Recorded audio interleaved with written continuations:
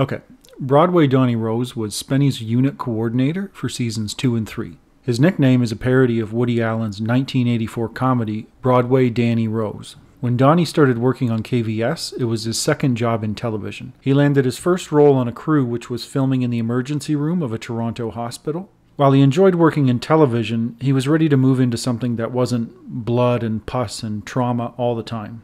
Kenny interviewed him in a small tavern and decided Donny had a personality more suited to work with Spenny. Donny's introduction to the show was who can drink more beer, saying that even after the competition was over, Spenny wanted to keep drinking. When Spenny came to after being passed out on the floor, Donny Rose took him to Wendy's for a bite and then to Jilly's Gentlemen's Club to keep drinking. Donny said in an interview with Spenny that's no longer available, "I was supposed to take you to the hospital to get your hand sewn up, but instead I took you for a burger and an afternoon matinee." Check the link at the top for my video on why his hand needed to be sewn up. According to Donny in that same interview, he wasn't exactly fired. His contract had expired after season 3 and it wasn't going to be renewed. Now, because Kenny recently made his radio show available on YouTube, I can tell you that it was Kenny's decision to not renew the contract, but it was Spenny who had to call Donny and break the news. No. Pick one of your lies. It was your decision and I was weak and let it happen, but I actually got on the phone and I was in tears and I ended the relationship. The conversation just devolves into bickering, so I'm going to cut it short there. Why was Donny released from the show? It's been said that he helped out too much during the competitions. The controversy surrounding Donny's release boils down to him interfering with the competitions. But what exactly is the difference between helping and interfering? Let's examine the Donny scenes from seasons 2 and 3. Season 2 has lots of Donny. There's only one of 13 episodes where he doesn't appear on screen.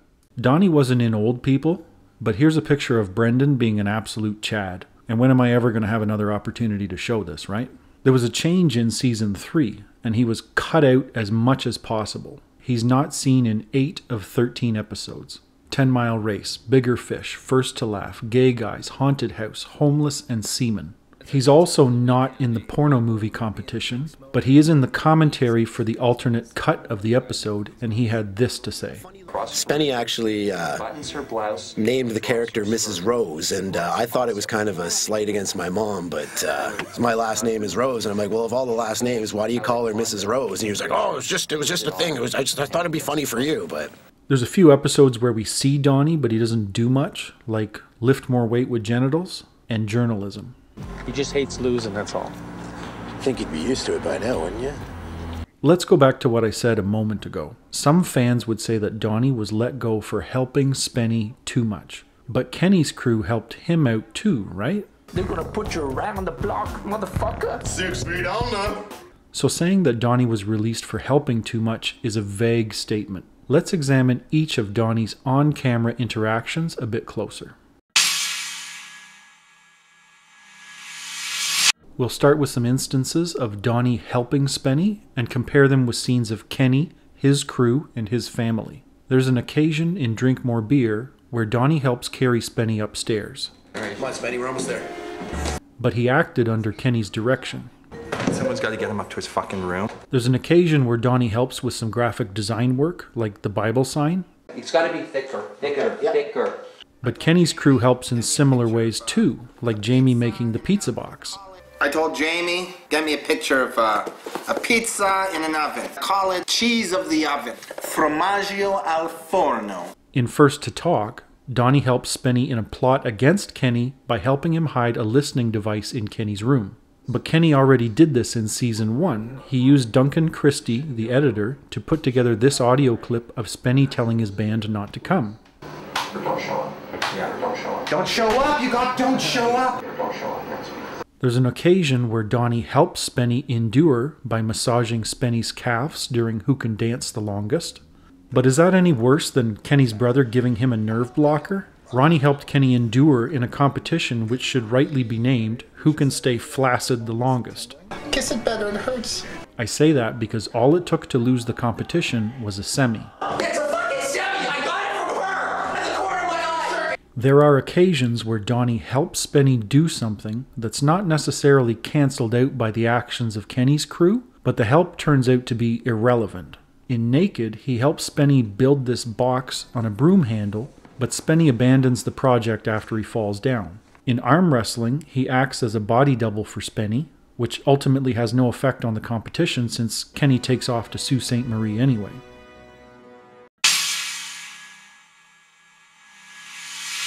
Now here are two instances of Donny interfering with Spenny in a way that leads to Spenny's downfall. In Cooler, Donny advised Spenny to change his persona for the competition. I think you should drastically alter yourself. Had Donny not advised Spenny, would the outcome here have been any different? If Spenny had helped Kenny through his bender, and then acted like himself instead of a caricature for the judge, would he have won? Because the French-Canadian biker / Sugar Crisp bear in hiking boots / Greek rapist would never have been created.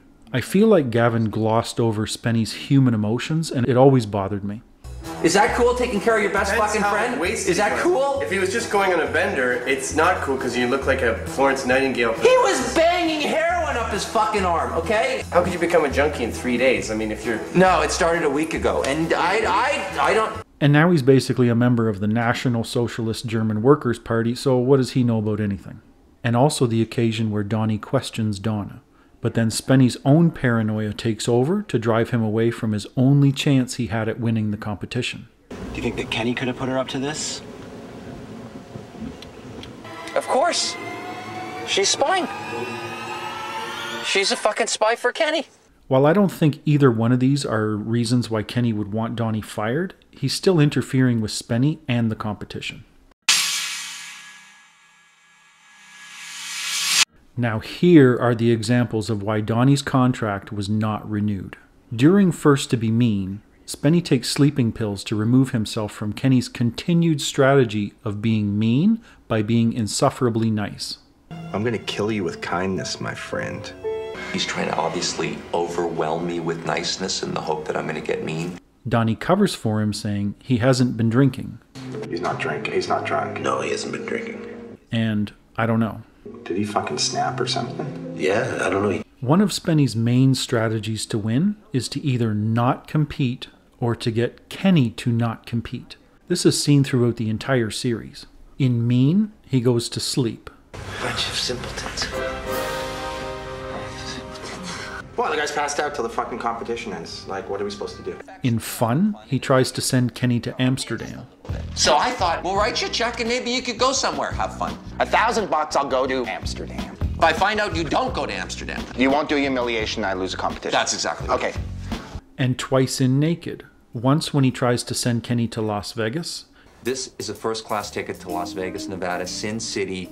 Here you go. What's better, humiliating me or going to Vegas? And once when he camps out in the basement with a knife. Yeah, I think that's what he's gunning for right now. He's gonna wait it out.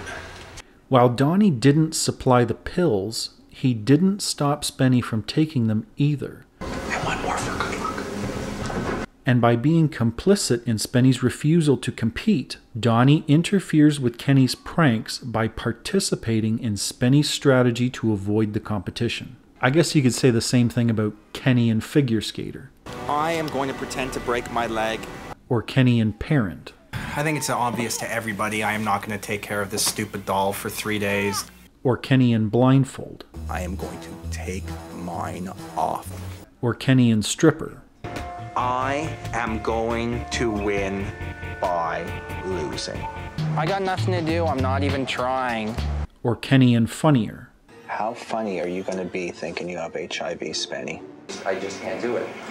Thank you. Or Kenny and Rap. Grab your fucking shit and get ready to get the fuck out of here. You have to stay here. Or Kenny and Boxer. I'll let you out in a couple of days. If you don't show up for the boxing match, it's a forfeit and I win. Either he doesn't participate or he stops Spenny from participating. But the point here is that Donny had the opportunity to stop Spenny from avoiding Kenny's pranks, and he did not stop him. That's the theme we're going to see for these interferences against Kenny. Since pranks are essential for the show's success, Donny's continued interference with Kenny's prank agenda is the reason for his release from the show. During Rat Race, he moved the chair that was locking Spenny in the bathroom.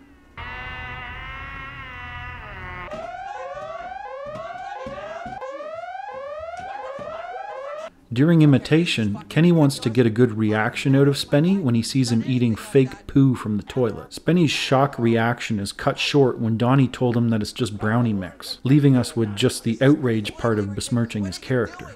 Is that fucking poo? It's just brownie mix and cake. I'd like to see if he was doing you, if you think it's so fucking funny. I don't even like to look at shit. And finally, the episode that we're all familiar with. In First to Talk, there are two big prank interferences that happen. Donny brings some kind of glue dissolvent to Spenny's aid. It's gonna dissolve the glue. It's gonna dissolve the glue. We never got to see Spenny struggle beyond carrying the night table halfway down the stairs. Then he turns around and guards the room with Spenny to prevent any more pranks. Just making sure Kenny's not coming in here. That's a big problem for the format of the show.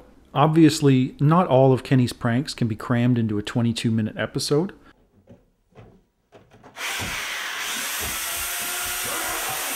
So there may be more examples of prank interferences that have been omitted from this list.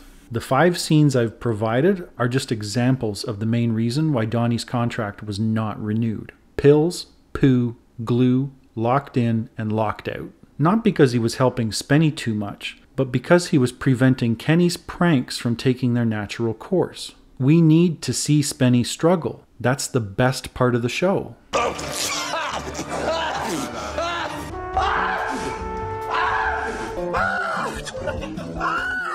To his credit, there was still love for Donny. Since he was such a fair judge during bigger balls, and also since he is a huge wrestling fan, they brought him back to referee the wrestling competition in Season 5, and again as a crew member for Women Gone Crazy in Season 6. There's one more thing that I've purposely left out because it doesn't fit in with the rest of the discussion points. It's an S-class total bro move. When Donny gloved up to clean Spenny of his own mess in the octopus competition. The job had to be done, and Spenny couldn't do it himself. So here's to you, Broadway Donny Rose. Thanks for being a legend and a total bro.